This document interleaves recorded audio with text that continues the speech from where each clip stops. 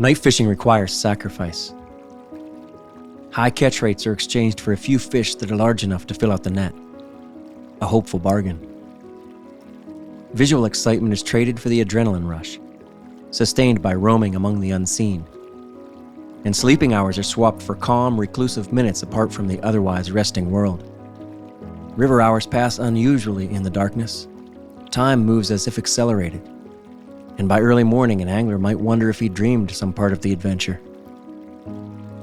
In the end, all sacrifices are reckoned, and every night fisher estimates their worth with heavy eyes behind the headlights, wheels turning, confronting loneliness between the painted lines. Hey, this is the Troutbitten Fly Box. Thanks for joining me. Tonight, I want to show you the Harvey Pusher Night Fly. This is one of our go-to patterns after dark because it's a really good fly. The Pusher does some very unique things under the water, so much so that it's kind of in a class of its own. I mean, I fish topwater, I fish emergers, streamers, wets, nymphs, and pushers. So the Pusher gets its name from what it does differently. With these wings, it pushes water. The wings flex, and then they spring back as it goes through the water, and you can animate the fly. So it's just different. The Pusher kind of teases the trout like no other fly. The Pusher was one of the first night flies that I ever tied. It's my first confidence night fly, and it's been with me ever since. I've caught some really nice fish on the Pusher. I have them all the time. They're always in my vest at night, and I tie them on most nights. So right now on the Troutbitten podcast, we're doing a 6-part skills series on night fishing for trout. And episode 6 talks a lot about the Pusher. But we've talked about the Pusher in all the other episodes a little bit too. So people are getting in touch to ask about the Pusher because there's not much information out there about one of our favorite flies. So there's a real history on the Harvey Pusher, and in the companion article for this video and for the Pusher, I get into all of that on the Troutbitten website. This is a pattern that George Harvey first designed sometime around 1975. He kept it secret for a long time, or told just a few of his best fishing buddies, I suppose, until he published his book, Techniques of Fly Fishing and Fly Tying. And Joe Humphreys caught the state record fly caught trout, which was 34 inches and 16 pounds on a Harvey Pusher. So this fly is legendary among Pennsylvania night fishermen, but it's kind of fallen out of favor. It's been slid aside in favor of big streamers, articulated things, and mouse flies, all of which catch a lot of trout too and are great choices on the right night. The Pusher was created in a time when synthetic materials weren't widely available. There were no rubber legs, no EP brushes, no sculpin helmets, or UV ice dub. So it's fair to assume that modern flies might get the job done better than the old flies. I mean, that's human nature to kind of think that newer is better. But no, not always, and not here, because nothing else moves in the water like the Pusher, and nothing else has this profile. The Harvey Pusher is pretty easy to tie once you get comfortable with the feathers. It's really a woolly worm with these big wide wings. Now, since these wings are so prominent, anglers, through the years have tried everything. Harvey himself says use goose or duck breast feathers. And what you need is a feather that's sort of cupped like this, not too much, not too curved, but not flat. It's that curve that lets it push water. Humphreys talked a lot about using pheasant, and he showed that in some of his works. There's a local guy that uses turkey flats, and I've used various turkey feathers and a lot of other stuff. For me, I've settled on the pheasant. I'll show you this here in a little bit, but these pheasant feathers, first of all, I do like that slight curve, and then the pheasant stems are durable enough to stay where I want them to, and especially when I'm tying, I can just lock them in real nice. And the barbules on a pheasant feather, on this feather, very much stay together. Instead of fanning out, they stay together so you get more of that push. So let's tie one. I'll show you what I'm talking about.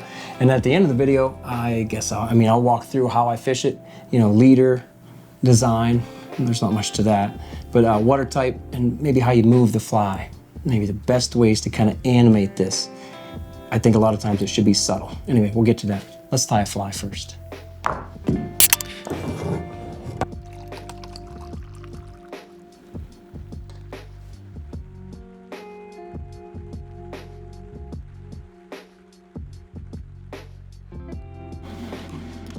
All right, All right, my favorite hook for this is a Trout Predator, an Ahrex Trout Predator Light. It kind of depends on how heavy you want the fly to be. Sometimes I use a regular Trout Predator. I've experimented with even putting some lead wraps on this hook, but it kind of changes the action. It makes it want to go head down, and the action of this fly is just right the way it is. So I get the weight that I want out of the hook itself. This is a Trout Predator Light. I do like the Trout Predator. You can go even heavier with like 2X, 3X heavy hooks if you wanted. And yeah, you can put split shot in front of this too, but it's not my favorite thing. So we're taking here a black pheasant tail. This iridescent look on the edges I really like. I don't think the trout care, but I like the look of it, and it doesn't hurt. So I don't want a real long tail here. This isn't like a streamer tail with a long marabou tail that sticks all the way back out here. I don't want it that long, right? And so I'm gonna bring this to the back, and it is about half a shank long, maybe just a little bit more. Now I would like a little bit fuller tail, so I'm gonna come in and double that up about as much as I had last time. My back point is right above the back of my barb. Now, the thing with this fly is to build up the body. You want it to have some mass to it. So instead of clipping those off, I'm going over top of them. And now I'm gonna be really careful here not to crowd that eye. Boy, if there's one thing, I mean, you never really want to crowd the eye on any of your flies. So boy, don't crowd the eye on this one, that's for sure. Put the wire in next. This is a medium or small. It could be gold, the color doesn't matter. Really doesn't. But there. Now that's gonna be tying down my feather here in a minute. Again, I said I want a beefy body. I want some mass to it. It certainly is gonna grab more attention with more materials on the hook. So I'm tying this chenille, and it doesn't matter what color it is. In this case, it's brown because that's what I have. This is medium chenille. Notice I'm not taking that chenille all the way to the back. I kind of want a cigar shape with this fly. So we'll take this chenille and palmer this up. This is just to fill in some space so I don't have to just dub and dub and dub and keep going and keep going. This definitely just saves time. Right there again, boy, I gotta be careful that I don't want to crowd that eye. All right, so come back over this. Come all the way to the back, and we're gonna put some dubbing in there. This can take a minute, which again is why we did the chenille, to fill up some body. Don't try to rush it. I should say, this is Hare's Ear Plus, which has antron in it. Obviously it's dyed black. And this little chopped up antron, if you think about it, that antron is the only synthetic thing in this fly. Now, Harvey didn't call for chopped up antron in the dubbing. And in the writing, in the book I showed you, it almost doesn't matter. Just dub it. It's a dubbed body. Right? Yeah, I'm sure you could just do chenille, do what you like. Once you get these hackles on here, you're gonna see the dubbing is not all that important. I do like black. When it comes to night flies, I want them either really black or I'll go white. And there's definitely some colors in between that I think are key colors, like red. That's one thing I did for a while on this. I would put a red hot collar at the top. Stopped doing it, just kept it classic. Well, classic, except now, like I say, I'm doing the Hare's Ear Plus. Got a little bit of antron chopped up and it's in there. You could do a dubbing brush if you wanted, but this works, this is good. We'll get there. Notice too, I'm not packing this real tight. I don't want a real thin noodle. I want it kind of rough. Now right here, this part's kind of important. I do need one bit left. I don't want to ramp down on this, meaning I don't want to taper it down. I actually just want to build a real, almost blunt end right there. Now I'm down on the hook shank. Because I want this to just go hook shank and then boom, right up on top. And then it can taper down. Okay. You'll see why in a minute. Hey, this video is sponsored by our friends over at Avid Max. They run a great fly shop and they've been good supporters for Troutbitten for a while now. So all the materials you need to tie the Harvey Pusher, of course, are over at AvidMax, and I'll leave the material links in the description below. But here's another thing. AvidMax also carries the glow-in-the-dark fly lines that we use all the time out here for night fishing. We've talked about this in the Night Fishing for Trout podcast series, and for the night angler, our biggest challenge is simply knowing where the fly is and how it's drifting. That's why a glow-in-the-dark fly line is an essential tool for the modern fly angler after dark. So the Rio Gold Lumalux is our favorite glow-in-the-dark fly line. We use it in sizes 5 and 6, probably 6 the most. It can be hard to find, but AvidMax has them over at the shop. The Rio Lumalux is well suited for loading a fly rod with beefy night flies, just like these Harvey Pushers, at close range, where so much of the best night fishing happens anyway. So the Lumalux charges quickly with a flashlight and holds a charge for a good long time. Incidentally, the Lumalux is a great daytime line too. Just keep it on your reel, let it pull double duty for you. AvidMax has a bunch of these lines in stock. They know you're coming. They're ready for you. Tell them Troutbitten sent you. Grab a glow-in-the-dark fly line. It'll just change your night game. All right, so next we're gonna add in these saddle hackles. This is not hen saddle hackle, because those tend to be too short. This is rooster saddle hackle. Now, a lot of things are gonna work. There's two. I got this idea, I think I took it from Tom Rosenbauer. Again, you're really trying to just add mass to this fly. So, hey, in this case, 2 is better than 1. So I'm just gonna tie them in right up to that blunt end. Now, here we go.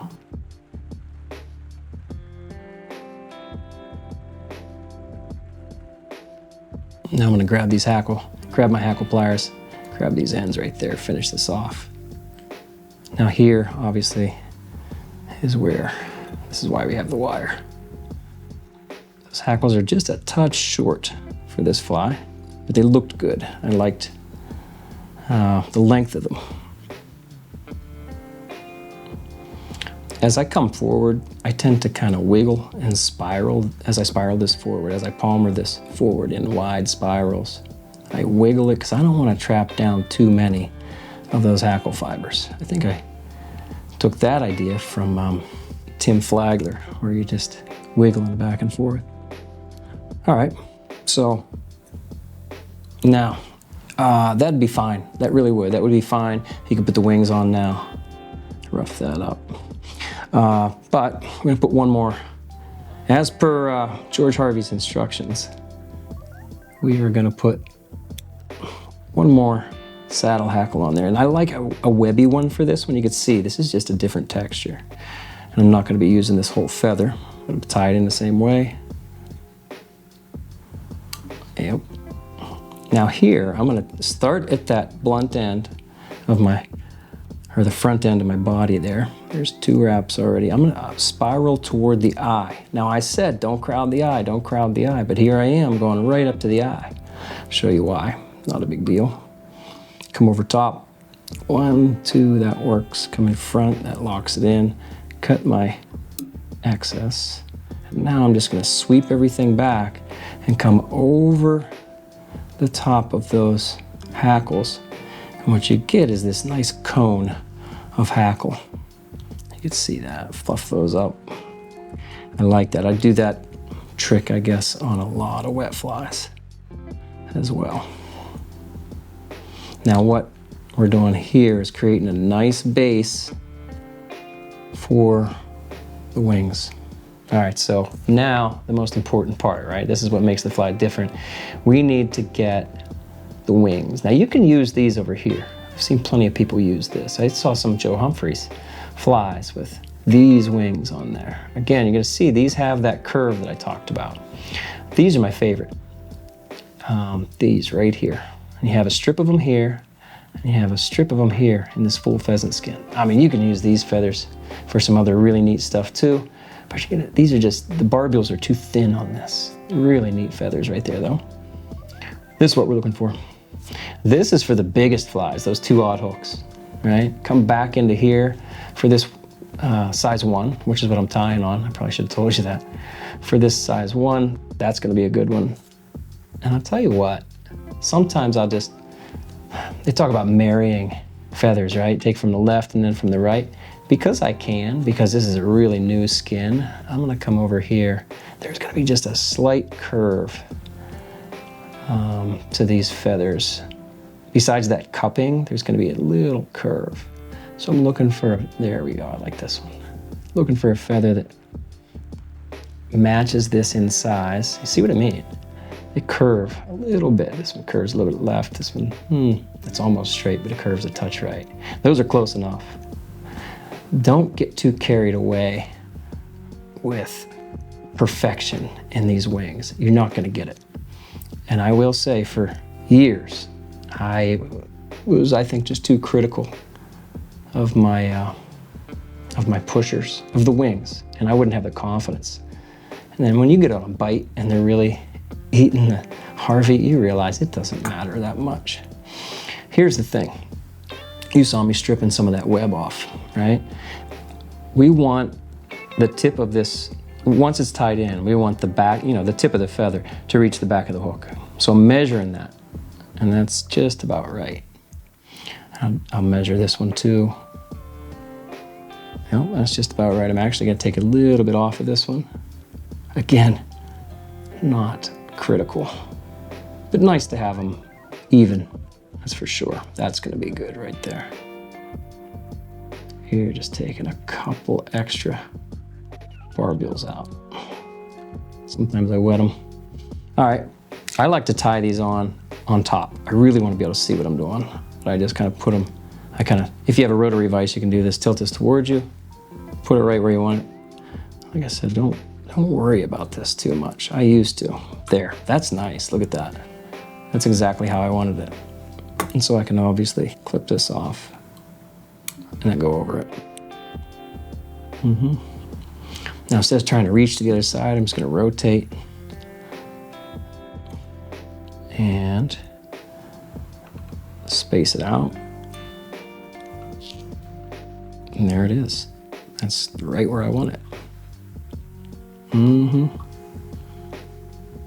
Clip, just about done. Look at that. I like it. It doesn't take much.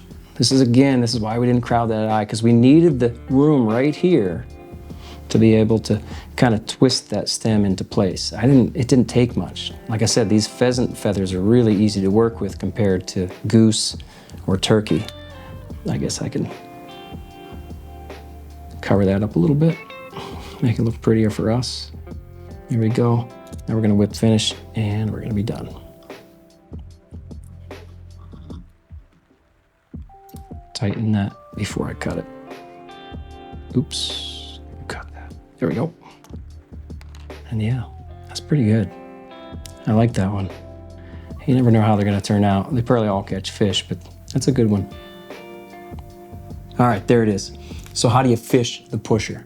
First, I'll tell you to check out the podcast. Episode 6 covers wet flies, nymphs, and the pusher. Also over on the Troutbitten website, there's just plenty of night fishing articles, good resources for you there. Check them out. But let me say first, fish the pusher with thicker tippet. Don't fish it with 4X, 3X, or maybe even 2X.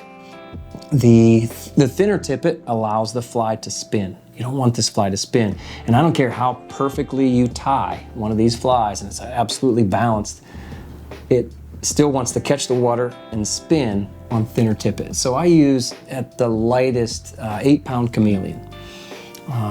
That's light. I usually use 10 or 12-pound chameleon, and I even go up to 15. It doesn't have to be chameleon, it could be fluorocarbon, whatever is nice and stiff and isn't gonna allow that fly to spin. Now, a lot of times I fish the pusher on a swing, but not let's say an aggressive swing, not too much tension. I love fishing the pusher in softer water, wherever you can find that. You can find a piece of nice soft water even in good, like, fast pocket water. You find a good soft spot, I think that's good water for the pusher. That said, I mean, I'll fish the pusher upstream and I'll dead drift it and give it a little bit of motion, but I do like to swing it. And I might start that swing, just directly across from me. It's just kind of gliding down, doing something we call a slow slide. And then to the animation, just little twitches. I don't try to do too much. There's a lot of motion built into those wings. There really is. There's motion built into the whole fly with the hackle and everything else. Don't try to over animate the fly. I think that's maybe my best advice, I guess, on the animation of it. Small motions. 1, 2, 3 inch just twitches, maybe strips or lift and drop. And again, it's the slower water that calls to me for the pusher. So there you go. Tie a few up, see if they work for you. I'm sure they'll work for you. Tie them up, get them wet after dark. Fish hard, friends. Have fun out there.